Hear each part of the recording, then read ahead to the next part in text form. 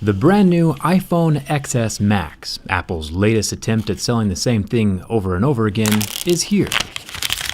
This time with a couple new backgrounds and a slightly larger screen size. Is it worth your money? I've systematically durability tested about 100 different flagship phones over the past few years, and it's time to see if Apple's Gold XS Max is durable. Let's get started.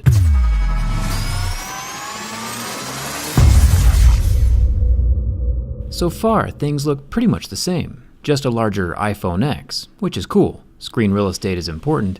Inside the box, we get our usual Lightning port headphones and a short Lightning to USB charging cable. But this time around, Apple has decided not to include any dongles in the box. Why though? It's pretty simple actually. When comparing two dongles side by side, if I wanted to bulk manufacture a USB-C headphone dongle, it would cost me about 39 cents each. Super cheap. It would be pretty safe to assume that the Apple dongle costs about the same, since they have the same materials and do basically the same thing, but it doesn't. Apple gets massive royalties from third-party manufacturers because their Lightning port is proprietary. So why would Apple include a 30-cent accessory in the box when they can bleed a $5 royalty out of you later, even if you don't buy from Apple directly? Last year, Apple sold over 2 million iPhones. That's a lot of potential dongle sales. The reason Apple removed all the ports from their phones and laptops is because the 23 different dongles they sell on their website are basically pure profit, and everyone still needs to buy them. Apple claimed that the iPhone XS has the most durable glass ever in a smartphone. Let's see if the scratch resistance has changed at all. It's pretty safe to assume that glass is glass and glass breaks, and my Mohs scale of hardness will let us know how scratchable it is. We've seen plastic phone screens scratch at a level 3, glass phones would start scratching at a level 6, and sapphire crystal displays start scratching at a level 9. No surprises here when the glass starts scratching at a level 6, with deeper grooves at a level 7. It's important not to trust Apple's marketing jargon. This new iPhone screen will scratch just as easy as your last iPhone. Grab a screen protector. There is a thin layer of plastic between the glass and the metal frame of the phone, which is a nice little impact absorption layer. I'll do a drop test later, but glass is glass, so I'm pretty sure we already know how that video is going to end up. There is no home button or fingerprint scanner on the phone this time around. The front-facing 7-megapixel camera and Face ID are both protected by the same front glass. The earpiece grill is made from metal, and it's not going anywhere. It's pretty secure and won't fall out on its own. One thing I am a huge fan of is Apple's stainless steel frame. Gold coloring might not be your thing, of course, but the weight of stainless steel and the durability that comes with it is impressive. Stainless is harder than aluminum and more difficult to scratch. It can still get scratched, of course, but the sound and the damage inflicted will be less on this steel iPhone than an aluminum iPhone, which is a good thing. Apple has included a dual SIM card tray with a little rubber ring around the top to keep water out for that IP68 rating. Still no expandable memory slot, but Apple's never had one, so iOS users don't know what they're missing. The buttons are also made from metal and can't be removed from the frame. Stainless steel also conducts less heat than aluminum, so it'll usually feel cold to the touch every time you grab it. Good for that premium external feel, but bad for the internal processor heat dissipation. I'm still a huge fan of the mute switch. I feel like every phone needs one of these. The volume buttons are also made from metal. Down at the bottom of the phone, we still have no headphone jack. Apple owns both wireless AirPods and Beats, so of course they would prefer if you went wireless. Apple kinda creates a problem and then charges you for the solution. Incredibly good business plan, but bad news for your wallet.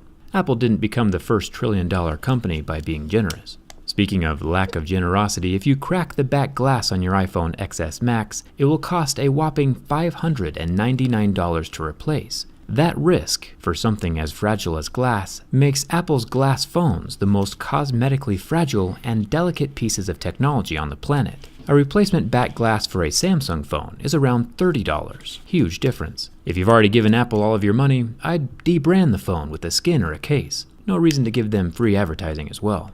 Now for my favorite part. Apple says they're all about those premium materials, which is great. For the most part, they do a pretty good job. But Apple is still bragging on their website about using sapphire crystal on their camera lens to protect the dual 12-megapixel cameras. Sapphire crystal would be extraordinary if it was pure sapphire. Remember, glass scratches at a level 6. Sapphire should resist scratching until a level 8 or 9, just shy of diamonds at a level 10. Apple's impure sapphire, as you can see, starts scratching at a level 6, the same as glass. This Tissot watch though, built with a pure sapphire face, does not scratch at level 6. Back to the iPhone XS Max camera lens, we see more scratching with a level 7 pick, also in line with what glass would be doing. The sapphire Tissot though is still scratch proof, even at that same level 7. On the Max camera lens using a level 8 pick, where sapphire should start scratching, we see another mark. Taking that same level 8 pick back to the Tissot, we finally see some faint scratching. In my opinion, if Apple's impure sapphire isn't doing what sapphire is expected to do, they shouldn't be calling it sapphire. Let me know what you think in the comments. At least the Tissot watches are always consistent. As long as Apple keeps using their inferior sapphire, I'll keep buying more watches to show what premium actually looks like. Now for the burn test. Apple's a pretty fascinating company to watch. They get away with making beautiful, yet cosmetically fragile and super expensive to repair smartphones, where you'd have to buy back basic functionality, like some EA game loot box. You might be like, whoa, Jerry, tell us how you really feel. Alright, I will. It's like Tim Cook walked on stage with the fully functional Galaxy Note 9, snapped his Thanos fingers to remove half of the cool features, raised the price, and we got left with an iPhone XS Max. Maybe next year Apple will start leading in innovation again, but I'm not getting my hopes up. There's better profit margins with dongles. The 6.5-inch Super Retina display lasted over a minute on my burn test, which is pretty cool, just like the Galaxy S8 a few years ago. And now for the bin test. Every phone is not created equally. Some snap in half and end up on my shelf of shame. Apple has done an incredibly good job of making structurally sound phones the last couple of years, and as much as I would like to see this phone snap in half, it does not. Apple has once again constructed an incredibly solid and structurally sound device. Unless you end up cracking the back glass, of course. That extra $600 charge will test anyone's sanity, so be ready. The iPhone XS Max passes my durability test. But is it the cure to unhappiness? Probably not. I'd say skip this one and spend your extra cash on memories and experiences. Your current phone is probably fine, and it's not worth the marginal upgrade.